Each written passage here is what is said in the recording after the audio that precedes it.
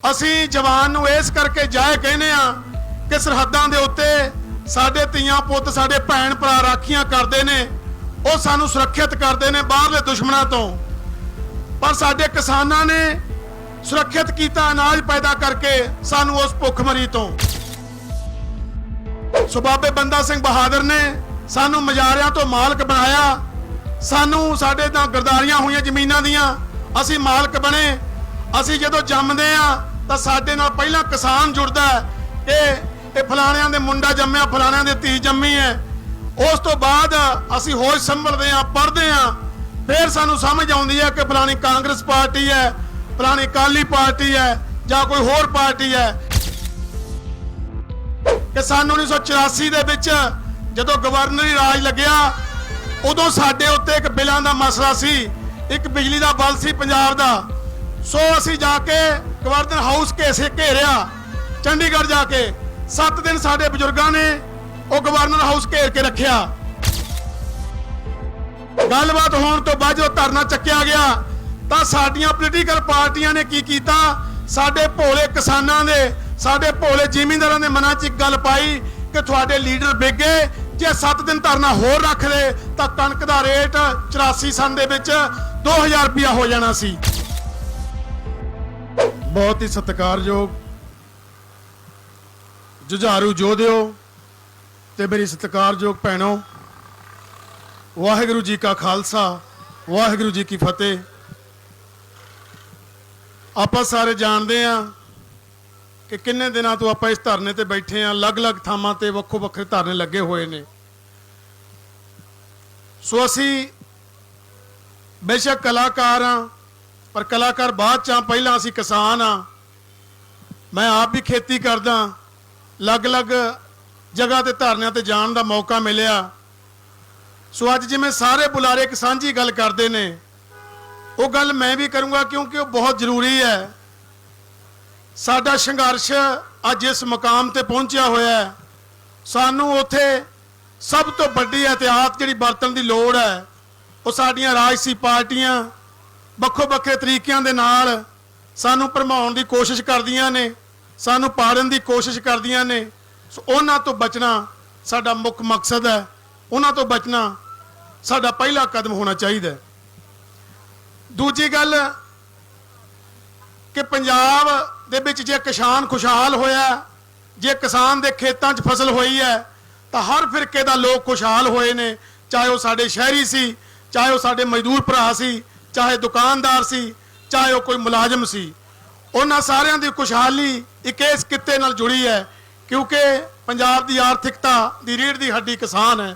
ਸੋ ਕਿਸਾਨਾਂ ਨੇ ਅੰਨ ਭੰਡਾਰ ਵਿੱਚ ਜਿੱਥੇ ਹਿੱਸਾ ਪਾਇਆ, ਮੈਂ ਸਮਝਦਾ ਹਾਂ ਕਿ ਉਹ ਸਾਡੇ ਬਜ਼ੁਰਗਾਂ ਨੇ ਲੰਬੇ ਸਮੇਂ ਤੋਂ ਮਿਹਨਤਾਂ ਕਰਕੇ, ਜਿਹਨੂੰ ਹਰਾ ਇਨਕਲਾਬ ਕਹਿੰਦੇ ਨੇ, ਉਹ ਲੈ ਕੇ ਆਂਦਾ ਤੇ ਮੁਲਕ ਦੇ ਅੰਨ ਭੰਡਾਰ 'ਚ ਹਿੱਸਾ ਪਾਇਆ। ਸੋ ਸਾਡੀਆਂ ਸਰਕਾਰਾਂ ਦੀਆਂ ਇਹ ਕਮੀਆਂ ਰਹੀਆਂ ਕਿ ਉਹਨਾਂ ਅੰਨ ਭੰਡਾਰਾਂ ਨੂੰ, ਉਹਨਾਂ ਅੰਨਦਾਤਿਆਂ ਨੂੰ ਅੱਜ ਸੜਕਾਂ ਤੇ ਰੋਲਣਾ ਪੈ ਰਿਹਾ ਹੈ। ਅਸੀਂ ਆਪਣੇ ਧਰਨਿਆਂ ਦੇ ਵਿੱਚ ਇੱਕ ਜੈ ਜਵਾਨ ਤੇ ਜੈ ਕਿਸਾਨ ਦਾ ਨਾਰਾ ਲਾਉਂਦੇ ਆ। ਅਸੀਂ ਜਵਾਨ ਨੂੰ ਇਸ ਕਰਕੇ ਜਾਏ ਕਹਿੰਦੇ ਆ ਕਿ ਸਰਹੱਦਾਂ ਦੇ ਉੱਤੇ ਸਾਡੇ ਧੀਆਂ ਪੁੱਤ ਸਾਡੇ ਭੈਣ ਭਰਾ ਰਾਖੀਆਂ ਕਰਦੇ ਨੇ, ਉਹ ਸਾਨੂੰ ਸੁਰੱਖਿਅਤ ਕਰਦੇ ਨੇ ਬਾਹਰਲੇ ਦੁਸ਼ਮਣਾਂ ਤੋਂ। ਪਰ ਸਾਡੇ ਕਿਸਾਨਾਂ ਨੇ ਸੁਰੱਖਿਅਤ ਕੀਤਾ ਅਨਾਜ ਪੈਦਾ ਕਰਕੇ ਸਾਨੂੰ ਉਸ ਭੁੱਖਮਰੀ ਤੋਂ। ਸੋ ਉਸ ਲਿਹਾਜ਼ ਦੇ ਨਾਲ ਜਦੋਂ ਸਾਡਾ ਜਵਾਨ, ਜਦੋਂ ਸਾਡੇ ਫੌਜੀ ਭਰਾ ਪੂਰੀ ਡਿਊਟੀ ਕਰਕੇ ਵਾਪਸ ਆਉਂਦੇ ਨੇ ਆਪਣੇ ਘਰਾਂ ਨੂੰ ਤਾਂ ਉਹਨਾਂ ਨੂੰ ਪੈਨਸ਼ਨ ਮਿਲਦੀ ਹੈ। ਸੋ ਮੈਂ ਸਮਝਦਾ ਸੀ ਸਾਡੇ ਬਜ਼ੁਰਗਾਂ ਨੂੰ ਐਪਰੀਸ਼ੀਏਟ ਕਰਨ ਦੇ ਲਈ, ਸਾਡੇ ਬਜ਼ੁਰਗਾਂ ਨੂੰ ਹੱਲਾਸ਼ੇਰੀ ਦੇ ਲਈ ਉਵੇਂ ਇੱਕ ਪੈਨਸ਼ਨ ਦੇਣੀ ਚਾਹੀਦੀ ਸੀ। ਪਰ ਸਰਕਾਰਾਂ ਨੇ ਇਹਨਾਂ ਨੂੰ, ਇਹਨਾਂ ਦੀਆਂ ਫਸਲਾਂ, ਇਹਨਾਂ ਦੀਆਂ ਜ਼ਮੀਨਾਂ ਖੋਹ ਕੇ ਇੱਕ ਇਹੋ ਜਿਹਾ ਤੋਹਫਾ ਦਿੱਤਾ ਹੈ ਕਿ ਸਾਰੀ ਉਮਰ ਇਹ ਯਾਦ ਰੱਖਣ। ਸੋ ਬਾਬੇ ਬੰਦਾ ਸਿੰਘ ਬਹਾਦਰ ਨੇ ਸਾਨੂੰ ਮਜਾਰਿਆਂ ਤੋਂ ਮਾਲਕ ਬਣਾਇਆ, ਸਾਨੂੰ ਸਾਡੇ ਨਾਲ ਗਰਦਾਰੀਆਂ ਹੋਈਆਂ ਜ਼ਮੀਨਾਂ ਦੀਆਂ ਅਸੀਂ ਮਾਲਕ ਬਣੇ। ਅਸੀਂ ਜਦੋਂ ਜੰਮਦੇ ਆ ਤਾਂ ਸਾਡੇ ਨਾਲ ਪਹਿਲਾਂ ਕਿਸਾਨ ਜੁੜਦਾ ਕਿ ਇਹ ਫਲਾਣਿਆਂ ਦੇ ਮੁੰਡਾ ਜੰਮਿਆ, ਫਲਾਣਿਆਂ ਦੇ ਧੀ ਜੰਮੀ ਹੈ। ਉਸ ਤੋਂ ਬਾਅਦ ਅਸੀਂ ਹੋਸ਼ ਸੰਭਲਦੇ ਆ, ਪੜ੍ਹਦੇ ਆ, ਫਿਰ ਸਾਨੂੰ ਸਮਝ ਆਉਂਦੀ ਹੈ ਕਿ ਫਲਾਣੀ ਕਾਂਗਰਸ ਪਾਰਟੀ ਹੈ, ਫਲਾਣੀ ਅਕਾਲੀ ਪਾਰਟੀ ਹੈ ਜਾਂ ਕੋਈ ਹੋਰ ਪਾਰਟੀ ਹੈ। ਅਸੀਂ ਇਹਨਾਂ ਪਾਰਟੀਆਂ ਨੂੰ ਬਾਅਦ ਵਿੱਚ ਸਮਝਣ ਦੀ ਕੋਸ਼ਿਸ਼ ਕਰਦੇ ਆ। ਸੋ ਅੱਜ ਜਦੋਂ ਕਿਸਾਨਾਂ ਦੇ ਉੱਤੇ ਐਡਾ ਵੱਡਾ ਜ਼ੁਲਮ ਹੋ ਰਿਹਾ ਸੀ, ਇਹ ਕਾਲੇ ਕਾਨੂੰਨ ਸਾਡੇ ਮੱਥਿਆਂ ਤੇ ਮੜੇ ਜਾ ਰਹੇ ਸੀ, ਤਾਂ ਇਹਨਾਂ ਸਾਰੀਆਂ ਪਾਰਟੀਆਂ ਨੂੰ ਛੱਡ ਕੇ ਸਾਨੂੰ ਇੱਕ ਧਰਨੇ ਥੱਲੇ ਇਕੱਠੇ ਹੋਣਾ ਚਾਹੀਦਾ ਸੀ। ਸਾਨੂੰ ਇੱਥੇ ਕਿਸਾਨਾਂ ਦੇ ਨਾਲ ਬੈਠਣਾ ਚਾਹੀਦਾ ਸੀ। ਮੈਂ ਇੱਕ ਛੋਟੀ ਜੀ ਗੱਲ ਤੁਹਾਡੇ ਨਾਲ ਸਾਂਝੀ ਕਰਕੇ ਆਪਣੀ ਥਾਂ ਲਾਂਗਾ, ਕਿਉਂਕਿ ਸਮੇਂ ਦੀ ਬਹੁਤ ਕੀਮਤ ਹੈ।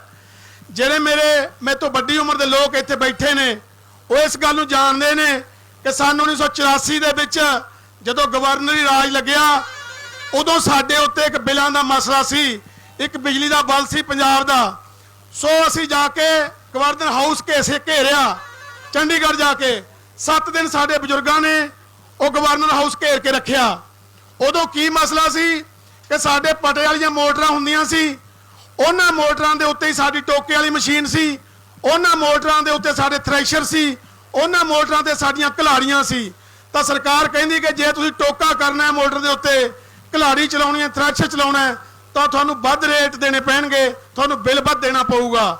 ਤੇ ਦੂਜੀ ਗੱਲ ਇਹ ਸੀ ਕਿ ਤੁਸੀਂ ਮੋਨੋਬਲਾਕ ਮੋਟਰਾਂ ਲਵਾਓ ਪਟੇ ਵਾਲੀਆਂ ਮੋਟਰਾਂ ਛੱਡ ਕੇ। ਇਹ ਦਲਾਲੀ ਵੀ ਕੀਤੀ ਉਹ ਗਵਰਨਮੈਂਟ ਨੇ। ਤਾਂ ਸਾਡੇ ਕਿਸਾਨਾਂ ਨੇ ਆਪ ਮੁਹਾਰੇ ਜਾ ਕੇ, ਜਿਵੇਂ ਅੱਜ ਇਸ ਧਰਨੇ ਤੇ ਕੋਈ ਕਿਸੇ ਨੂੰ ਸੱਦਾ ਨਹੀਂ ਭੇਜਦਾ, ਕੋਈ ਕਿਸੇ ਨੂੰ ਅਪੀਲ ਨਹੀਂ ਕਰਦਾ, ਲੋਕ ਆਪਣੇ ਮੁਹਾਰੇ ਆਪ ਉੱਠ ਕੇ ਘਰਾਂ ਚੋਂ ਆਉਂਦੇ ਨੇ ਆਪਣੇ ਆਪਣੇ ਸਾਧਨਾਂ ਤੇ। ਉਦੋਂ ਵੀ 36 ਸਾਲ ਪਹਿਲਾਂ ਲੋਕ ਆਪ ਮੁਹਾਰੇ ਉੱਠ ਕੇ ਚੰਡੀਗੜ੍ਹ ਆਏ ਤੇ ਗਵਰਨਰ ਹਾਊਸ 7 ਦਿਨ ਘੇਰ ਕੇ ਰੱਖਿਆ। 7 ਦਿਨਾਂ ਬਾਅਦ ਜਦੋਂ ਗੱਲਬਾਤ ਹੋਈ, ਗੱਲਬਾਤ ਹੋਣ ਤੋਂ ਬਾਅਦ ਜਦੋਂ ਧਰਨਾ ਚੱਕਿਆ ਗਿਆ, ਤਾਂ ਸਾਡੀਆਂ ਪੋਲੀਟੀਕਲ ਪਾਰਟੀਆਂ ਨੇ ਕੀ ਕੀਤਾ, ਸਾਡੇ ਭੋਲੇ ਕਿਸਾਨਾਂ ਦੇ, ਸਾਡੇ ਭੋਲੇ ਜ਼ਿਮੀਂਦਾਰਾਂ ਦੇ ਮਨਾਂ 'ਚ ਇੱਕ ਗੱਲ ਪਾਈ ਕਿ ਤੁਹਾਡੇ ਲੀਡਰ ਵਿਕ ਗਏ, ਜੇ 7 ਦਿਨ ਧਰਨਾ ਹੋਰ ਰੱਖ ਲਏ ਤਾਂ ਕਣਕ ਦਾ ਰੇਟ 84 ਸਨ ਦੇ ਵਿੱਚ 2000 ਰੁਪਇਆ ਹੋ ਜਾਣਾ ਸੀ। ਸੋ ਇਹ ਗੱਲ, ਕਿਉਂਕਿ ਹਮੇਸ਼ਾ ਹੀ ਰਾਜਸੀ ਪਾਰਟੀਆਂ ਨੇ ਆਪੋ ਆਪਣੇ ਲਾਲਚਾਂ ਦੇ ਲਈ ਸਾਨੂੰ ਭਰਮਾਉਣਾ ਹੁੰਦਾ ਹੈ, ਆਪੋ ਆਪਣੇ ਲਾਲਚਾਂ ਦੇ ਲਈ ਧਰਮਾਂ ਦਾ ਨਾਮ ਵਰਤ ਕੇ, ਕਦੇ ਦੇਸ਼ ਦਾ ਨਾਮ ਵਰਤ ਕੇ ਪੰਜਾਬ ਨੂੰ ਲੁੱਟਿਆ। ਸੋ ਅੱਜ ਵੀ ਇਹਨਾਂ ਧਰਨਿਆਂ ਨੂੰ ਖਿੰਡਾਉਣ ਦੀ ਕੋਸ਼ਿਸ਼ ਕਰ ਰਹੀਆਂ ਪਾਰਟੀਆਂ, ਲੱਗੋ ਲੋਗੇ ਤਰੀਕੇ ਦੇ ਨਾਲ ਸਾਨੂੰ ਭੰਡ ਰਹੀਆਂ ਨੇ। ਇਸ ਗੱਲ ਚੋਂ ਬਚਣਾ ਹੈ। ਅਸੀਂ ਕਿਸਾਨ ਫਸਲਾਂ ਨਹੀਂ ਬੀਜਦੇ, ਅਸੀਂ ਜ਼ਿੰਦਗੀਆਂ ਬੀਜਦੇ ਹਾਂ। ਅਸੀਂ ਜ਼ਿੰਦਗੀ ਨੂੰ ਚਲਾਉਣ ਦਾ ਸਭ ਤੋਂ ਵੱਡਾ ਸਾਧਨ ਆ। ਥੋੜੇ ਦਿਨ ਪਹਿਲਾਂ ਕਿਸੇ ਮੇਰੇ ਵੀਰ ਨੇ ਫੇਸਬੁੱਕ ਤੇ ਇੱਕ ਬੜੀ ਕਮਾਲ ਦੀ ਗੱਲ ਪਾਈ ਕਿ ਜੇ ਸਾਡੇ ਖੇਤਾਂ 'ਚੋਂ ਕੋਈ ਗੰਨਾ ਪੱਟ ਕੇ ਲੈ ਜਾਂਦਾ, ਕੋਈ ਬੰਦਾ ਸਾਡੀ ਟਰਾਲੀ 'ਚੋਂ ਗੰਨਾ ਖਿੱਚ ਲੈਂਦਾ, ਕੋਈ ਸਾਡੇ ਖੇਤਾਂ 'ਚੋਂ ਸਾਗ ਤੋੜ ਲੈਂਦਾ, ਤਾਂ ਅਸੀਂ ਉਹਨੂੰ ਇਹ ਨਹੀਂ ਕਿਹਾ ਕਿ ਤੇਰੇ ਵੱਲ 50 ਰੁਪਏ ਬਣ ਗਏ, 75 ਰੁਪਏ ਬਣ ਗਏ। ਪਰ ਤੁਸੀਂ ਕਿਸੇ ਦੁਕਾਨ ਤੋਂ 1 ਰੁਪਏ ਦੀ ਮਾਚਿਸ ਦੀ ਡੱਬੀ ਚੱਕ ਕੇ ਦੇਖੋ, ਕਹੂਗਾ ਭਾਈ ਸਾਹਿਬ ਤੁਹਾਡੇ ਵੱਲ 1 ਰੁਪਇਆ ਬਣ ਗਿਆ। ਇਹਨਾਂ ਲੋਕਾਂ ਨੂੰ ਤਾਂ ਅੰਦਾਤੇ ਕਿਹਾ ਜਾਂਦਾ ਸੀ, ਅੰਦਾਤੇ ਤਾਂ ਕਹਾਉਂਦੇ ਨੇ। ਸੋ ਸਾਡੇ ਲਈ ਵੱਡਾ ਸਮਾਂ ਇੱਕ ਹੋਣ ਦਾ ਸਮਾਂ। ਜਦੋਂ ਤੱਕ ਅਸੀਂ ਇੱਕ ਰਹਾਂਗੇ, ਉਦੋਂ ਤੱਕ ਅਸੀਂ ਇਹ ਲੜਾਈ ਲੜਦੇ ਰਹਾਂਗੇ, ਉਦੋਂ ਤੱਕ ਆਪਣਾ ਰੋਸ ਪ੍ਰਗਟ ਕਰਦੇ ਰਹਾਂਗੇ, ਤਾਂ ਕਿ ਆਉਣ ਵਾਲੀਆਂ ਨਸਲਾਂ ਨੂੰ ਇਹ ਪਤਾ ਲੱਗੇ ਕਿ ਜਦੋਂ ਇਹ ਕਾਲੇ ਕਾਨੂੰਨ ਸਰਕਾਰ ਨੇ ਸਾਡੇ ਮੱਥਿਆਂ ਤੇ ਮੜੇ, ਤਾਂ ਸਾਡੇ ਬਜ਼ੁਰਗਾਂ ਨੇ, ਸਾਡੇ ਬਾਪ ਦਾਦਿਆਂ ਨੇ, ਸਾਡੀਆਂ ਮਾਵਾਂ ਭੈਣਾਂ ਨੇ ਇਕੱਠੇ ਹੋ ਕੇ ਇਹਦਾ ਵਿਰੋਧ ਕੀਤਾ ਤੇ ਸੰਘਰਸ਼ ਲੜਿਆ ਸੀ। ਅੱਜ ਅਸੀਂ ਆਜ਼ਾਦੀ ਦੀ ਲੜਾਈ ਦੇ ਯੋਧਿਆਂ ਨੂੰ ਯਾਦ ਕਰਦੇ ਹਾਂ ਕਿ ਸਾਡੇ ਬਾਬੇ ਦਾਦੇ, ਸਾਡੇ ਗਦਰੀ ਬਾਬੇ ਜਾਂ ਦੂਜੇ ਸਾਡੇ ਸ਼ਹੀਦ ਪੰਜਾਬ 'ਚੋਂ ਹਿੱਸਾ ਪਾਉਂਦੇ ਰਹੇ, ਉਹ ਲੜਾਈਆਂ ਲਈ ਲੜਦੇ ਰਹੇ। ਸੋ ਅੱਜ ਸਾਡਾ ਫਰਜ਼ ਬਣਦਾ ਹੈ ਕਿ ਅਸੀਂ ਉਹ ਰਵਾਇਤੀ ਪਾਰਟੀਆਂ ਛੱਡ ਕੇ, ਖੁੰਡਾਂ ਦੀਆਂ ਚਰਚਾ ਛੱਡ ਕੇ ਇਹਨਾਂ ਇਕੱਠਾਂ ਵਿੱਚ ਬੈਠੀਏ ਤੇ ਆਪਣੇ ਏਕੇ ਦਾ ਸਬੂਤ ਦਈਏ। ਬਹੁਤ ਬਹੁਤ ਮਿਹਰਬਾਨੀ, ਸ਼ੁਕਰੀਆ, ਧੰਨਵਾਦ ਜੀ।